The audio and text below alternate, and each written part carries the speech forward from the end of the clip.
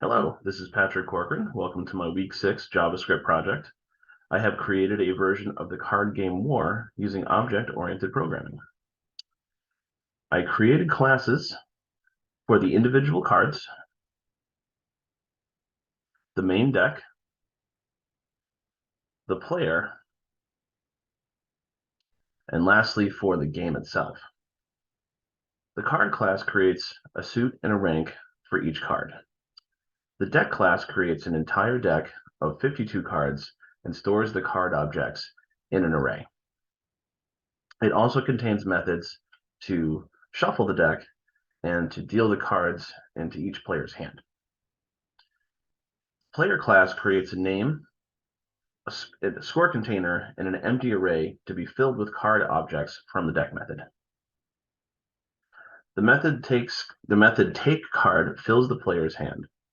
Play card is used to play a card during the game, and add points tallies up the player's points as the game goes along.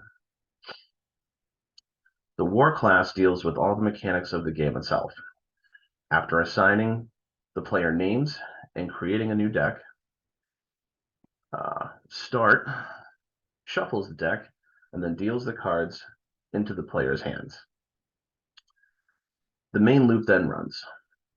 Play around, pops a card from each player's hand, and then compares them. I used an array method of index of to get the cardinal value of each card. Player 1's value minus player 2's value. If it's larger than 0, player 1 wins the round. If it's less than 0, player 2 wins the round. And if they are equal, the round is a tie. And the player scores are adjusted accordingly. This runs until the player's hand arrays are empty, and then the display score method determines who the winner is, or if there's a tie. And for this project, I also chose to output all of the game log and final scores to HTML and styled it with CSS for a more polished and finished appearance.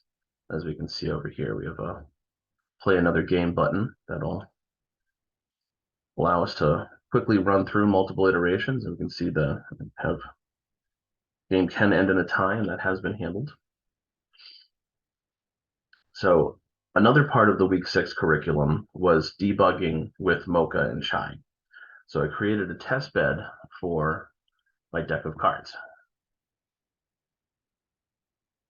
So I plugged in the code that creates the deck, and I am expecting an array filled with 52 objects. And as you can see here, we do have that. Thank you very much.